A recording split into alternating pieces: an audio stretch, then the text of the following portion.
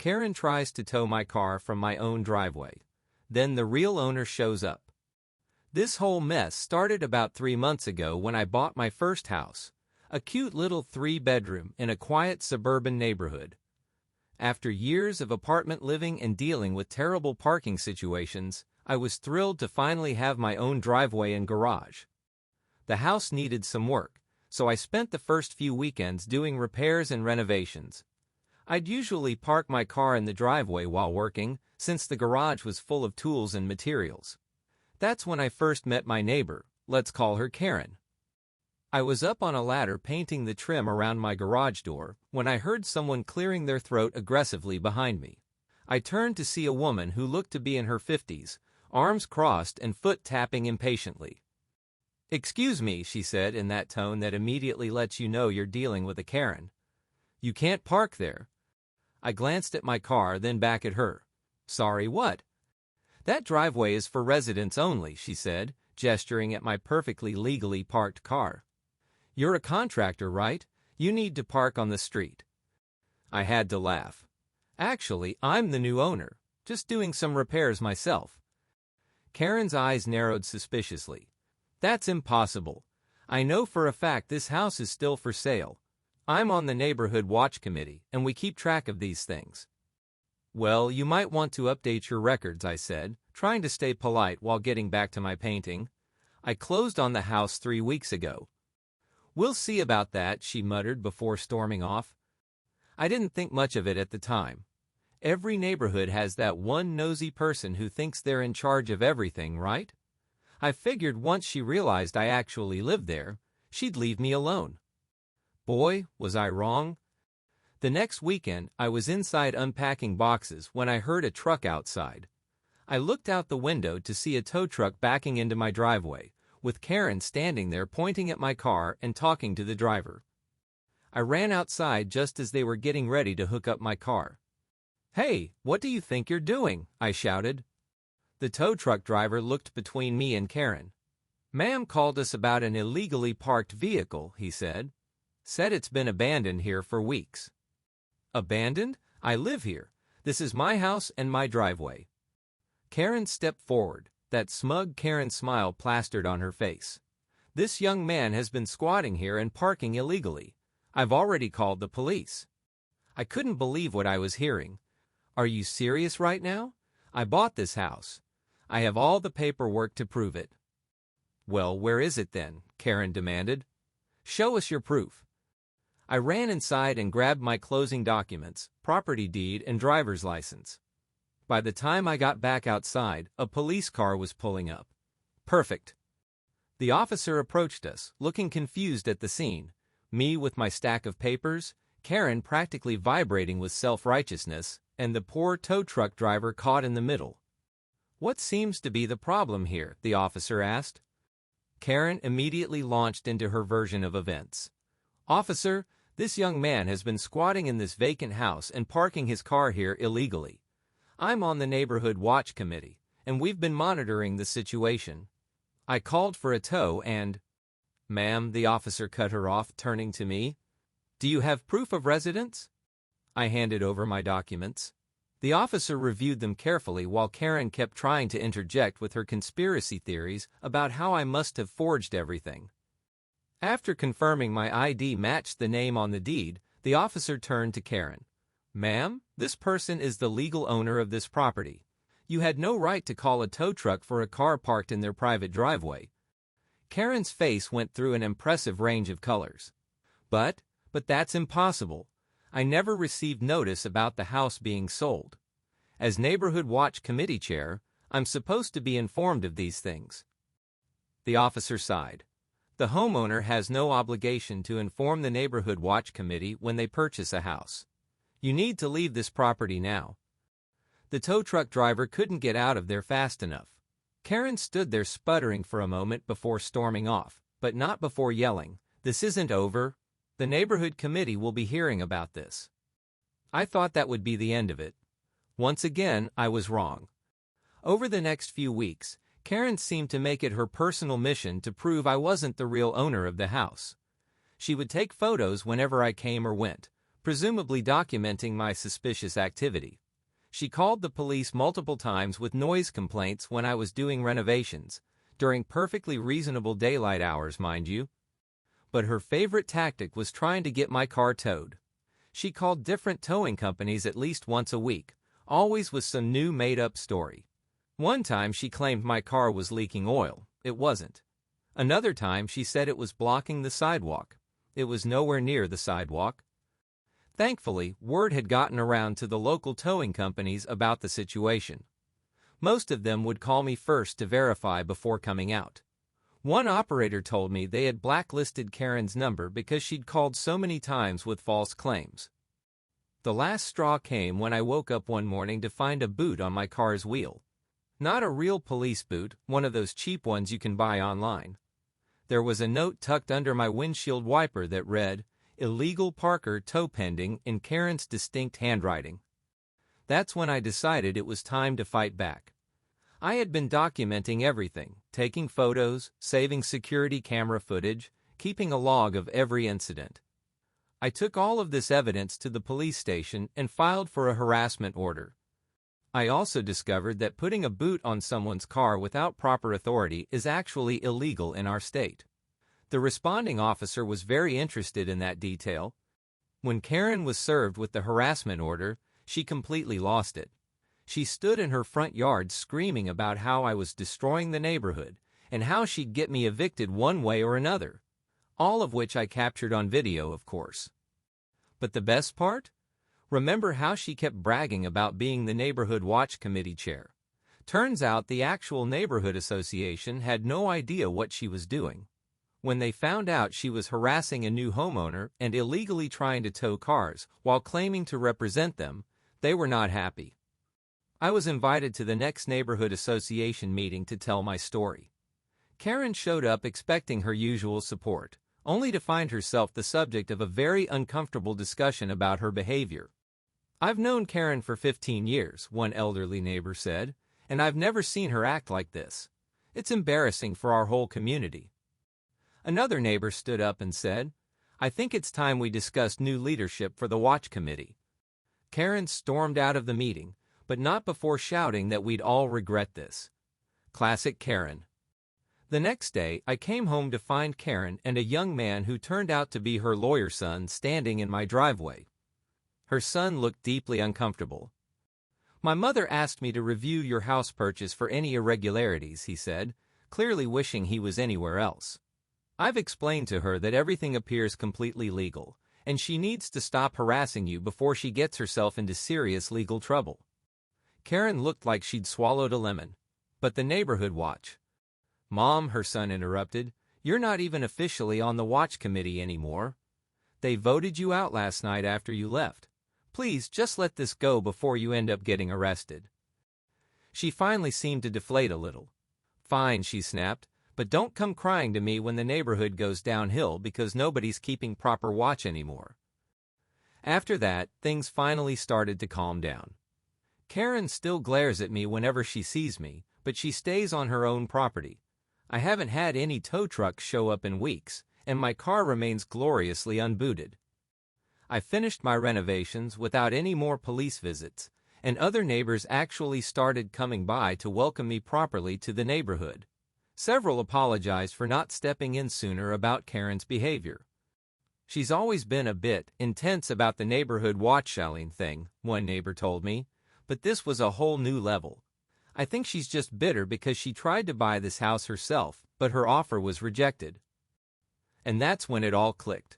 Karen's extreme reaction to my moving in wasn't just about her being a nosy neighbor. She was angry because I was living in her house. All that nonsense about proving I wasn't the real owner was just her refusing to accept that she lost out on the property. These days, I make a point of parking perfectly centered in my driveway, washing my car regularly, and being extra friendly to all my neighbors, except Karen, who I ignore completely. It drives her crazy, which I have to admit is pretty satisfying. I also joined the actual Neighborhood Watch Committee, properly this time, through the Real Neighborhood Association. Turns out Karen had been running her own rogue version of Neighborhood Watch with absolutely no official authority. The legitimate committee is much more focused on actual community safety than policing where people park their cars. The cherry on top? I got a Ring doorbell camera on sale and set it up facing my driveway. Now if Karen tries anything else, I'll have it all on video. Though honestly, I think she finally learned her lesson about messing with other people's property.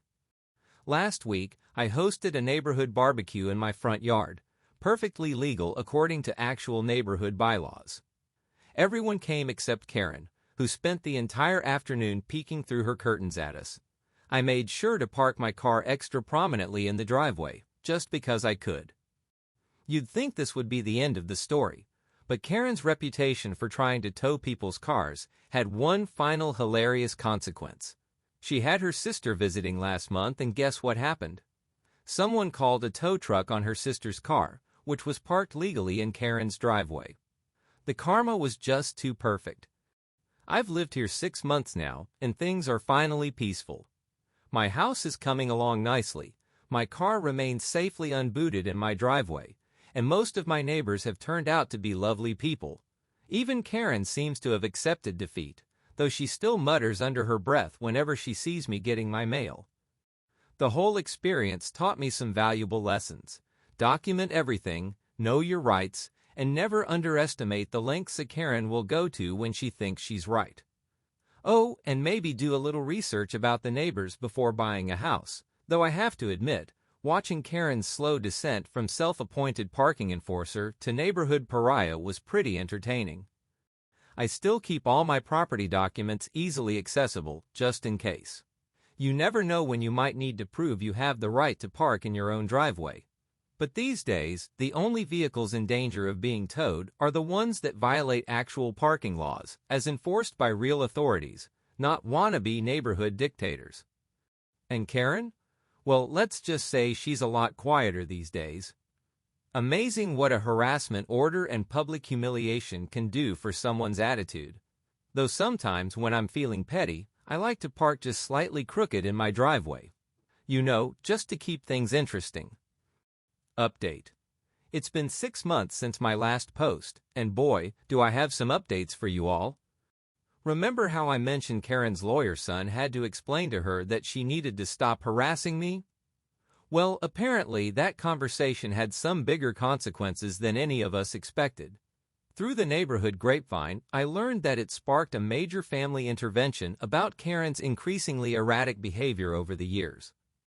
Her son convinced her to start seeing a therapist, which led to her being diagnosed with some serious anxiety issues. Turns out her obsession with controlling the neighborhood was a symptom of deeper problems. While that doesn't excuse her behavior, it does help explain it. The real karma came about 3 months ago when Karen decided to sell her house. According to her next-door neighbor, who's become a good friend, Karen couldn't handle living across from the house she'd tried to buy. Every time she looked out her window, she was reminded of her failure both to get the house and to drive me out. Here's where it gets really interesting. The market has gone up significantly since I bought my place. Karen listed her house for way above market value, convinced her property was worth more because of her improvements to the neighborhood. It sat unsold for 2 months while she kept insisting she knew better than her realtor about pricing. Finally, she had to drop the price substantially. Want to know who bought it? A young family with 3 kids, 2 dogs, and, wait for it, a project car they plan to restore in their driveway. I nearly died laughing when I saw them moving in. The day Karen was moving out, she actually stopped by my house. I was immediately on guard, but to my surprise, she looked embarrassed. "I owe you an apology," she said stiffly. "My therapist has helped me realize that my behavior was inappropriate. I'm sorry for all the trouble I caused." I appreciated the apology, though I could tell it wasn't easy for her to make. "Thank you," I said. "I hope you'll be happier in your new place." She nodded awkwardly and turned to leave, then paused. "Just promise me one thing?" "What's that?" "Keep an eye on Mrs. Johnson 2 doors down. She's been letting her grass grow at least half an inch too long." I couldn't tell if she was joking or not, but I chose to laugh anyway. For a brief moment, she cracked a small smile before hurrying away to her moving truck. Karen moved to a condo in a retirement community, one with an actual HOA and strict rules about everything. Apparently, she's much happier there, where everyone follows the same rigid guidelines she always tried to enforce here. As for me, I've become good friends with my new neighbors. The husband is teaching me about car restoration, and their kids are learning to garden in my front yard. We have weekly cookouts in our driveways, perfectly legal, and the whole street has become much more social and friendly since Karen left. The official Neighborhood Watch Committee is thriving under new leadership. We focus on actual community safety instead of policing parking and grass length. I was even elected secretary last month. Remember that Ring doorbell camera I installed? It's still running, but these days it mostly captures footage of neighborhood kids playing, friendly neighbors waving, and the occasional delivery person. No more tow trucks or illegal boots in sight. The best part? Karen's old house security cameras, which she'd used to monitor the street, were still active when the new family moved in. They found dozens of folders on the memory cards full of photos documenting violations from every house on the street. There were literally thousands of pictures of parked cars, garbage bins, and lawn decorations, each meticulously labeled with dates and times. The new owners turned everything over to me since I'd had the most trouble with Karen. I considered turning it over to the police as evidence of her harassment, but decided that since she's getting help and has moved away, it's better to just let it go. Instead, I deleted all the files and gave the cameras to the new owners to use for actual security purposes. My house renovations are finally complete, and I've started that garden in the front yard that Karen hated so much. It's become a neighborhood attraction, with people regularly stopping by to admire the flowers and vegetables. I even put in a little free library next to my driveway, something Karen had tried to ban for years as unsightly. Last week, Karen's son stopped by to pick up some mail that had been accidentally delivered to her old address. He thanked me for not pressing charges over the security camera footage and told me his mom is doing much better in her new place. Apparently, she's become the star resident of her retirement community, using her eagle eye for rule violations in a place where that's actually appreciated. I have to admit, there's something fitting about how it all worked out. Karen found a place where her need for order and rules is welcomed. I got to keep my house and my right to park in my own driveway, and the neighborhood is more vibrant and friendly than ever. Though I did get a laugh the other day when a new tow truck driver showed up, called by one of Karen's old towing companies that hadn't gotten the memo she'd moved. The driver and I ended up chatting for an hour about all the crazy calls they get from wannabe parking enforcers. So I guess the moral of the story is, sometimes the best revenge isn't about getting even, it's about creating positive change. Our little community is thriving now that people feel free to actually be neighbors instead of rule enforcers. And somewhere out there, Karen is finally at peace, documenting proper parking jobs and regulation height grass in a place where that's actually part of the job description. Life has a funny way of working things out, doesn't it?